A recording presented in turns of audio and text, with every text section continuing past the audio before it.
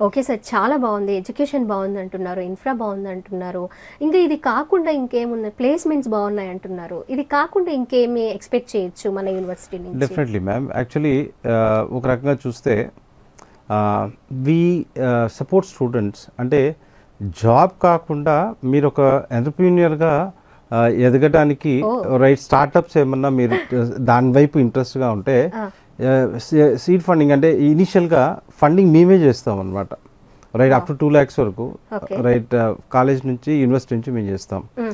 ఇది కాకుండా we have student exchange programs అంటే యూరోప్ యూనియన్తో మనకి అండర్స్టాండింగ్ ఉండటం వల్ల ఇరస్మస్ అనే ప్రోగ్రాంలో ఇక్కడ ఎకడమిక్స్లో టాప్ ఉన్న పిల్లల్ని ఫ్రీ ఆఫ్ కాస్ట్ మేము యూరోప్ పంపిస్తుంటాం. Great sir. లేదు అట్లా కాదు టాపర్స్లో లేరు వెళ్ళాలి అనుకుంటే చాలా తక్కువ బడ్జెట్లో వీళ్ళు యూరోప్ వెళ్ళి ఒక సెమిస్టర్ చదువుకొని రావచ్చు. అక్కడ ఆ ఇంటర్నేషనల్ యూనో అట్మాస్ఫియర్ని ఎక్స్ప్లోర్ చేసుకొని రావచ్చు.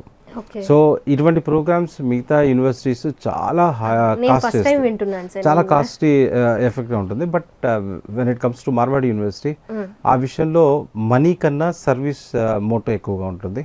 ఓకే. సో దానివల్ల we could able to do the kind of things అనమాట. ఓకే.